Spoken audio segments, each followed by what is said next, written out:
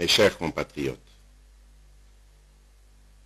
il y a plus d'une année, je m'adressais à vous pour annoncer une série de mesures prises dans le cadre de la riposte face à la situation de crise inédite provoquée par l'apparition de la maladie à coronavirus.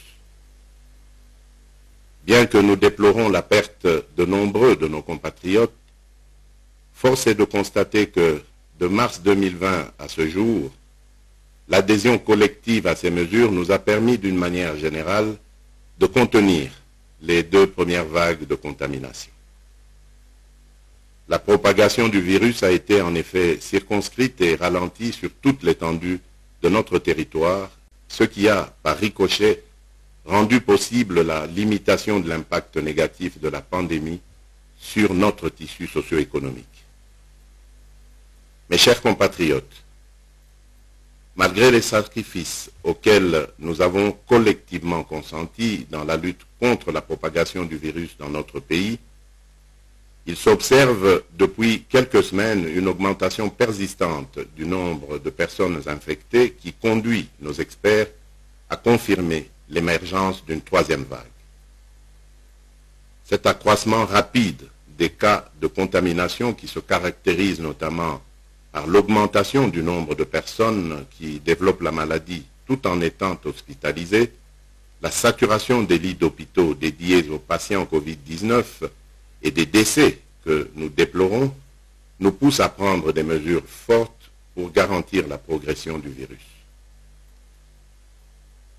Pour ralentir la progression du virus, Ces mesures sont d'autant plus nécessaires en raison de la résilience de la Covid-19 et des différentes mutations qui la rendent davantage imprévisible et dangereuse, comme l'atteste la circulation du variant Delta, mieux connu sous le nom du variant indien. Ce variant particulièrement contagieux est responsable de la hausse du nombre de cas positifs. Mes chers compatriotes, cette 3e vague s'annonce redoutable.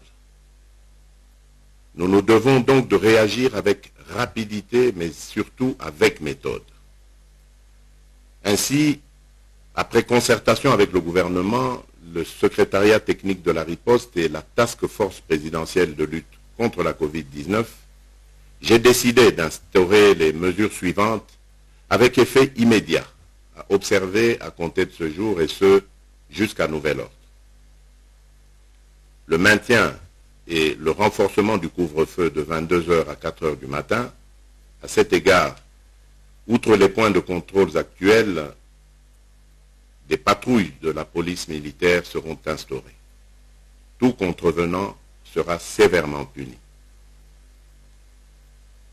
Le port du masque obligatoire ainsi que le strict respect des gestes barrières dont le lavage régulier des mains à l'eau et au savon dans tous les lieux publics et l'utilisation répétée des gels hydroalcooliques.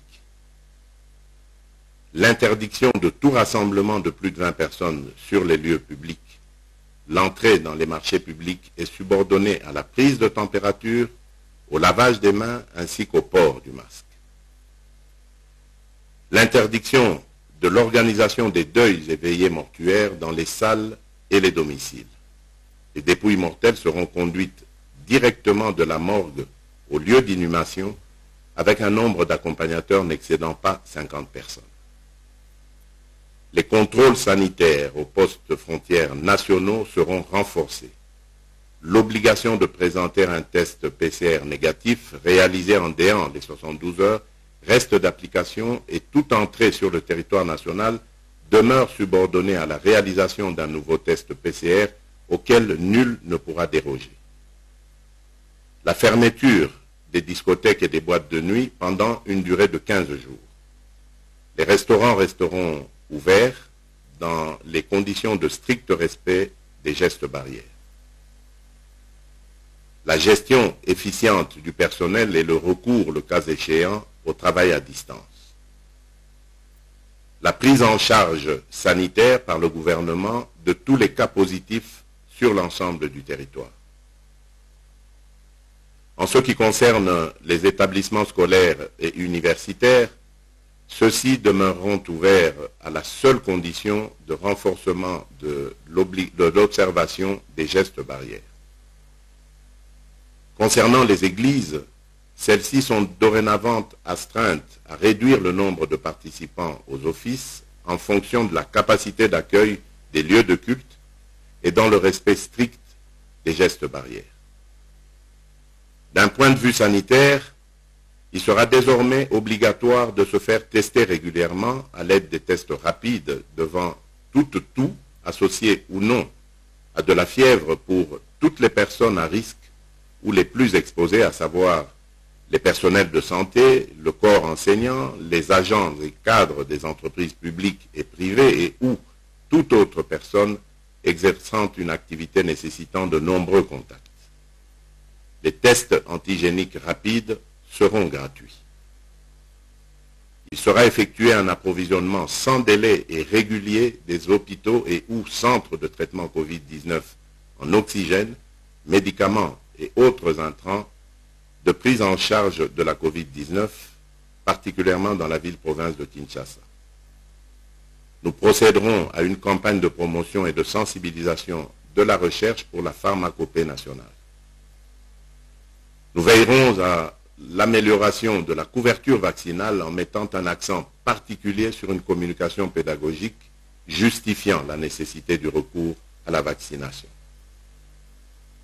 Mes chers compatriotes, afin de limiter plus durablement l'impact non seulement sanitaire mais aussi socio-économique de la pandémie de la Covid-19, le Premier ministre, chef du gouvernement, prendra toutes les mesures d'accompagnement, d'encadrement et de suivi dans les prochaines 48 heures. Dans ce contexte, et comme je l'avais annoncé dans mon récent point de presse, toutes les manifestations prévues dans le cadre des festivités du 30 juin sont annulées. Que Dieu protège la République démocratique du Congo. Je vous remercie.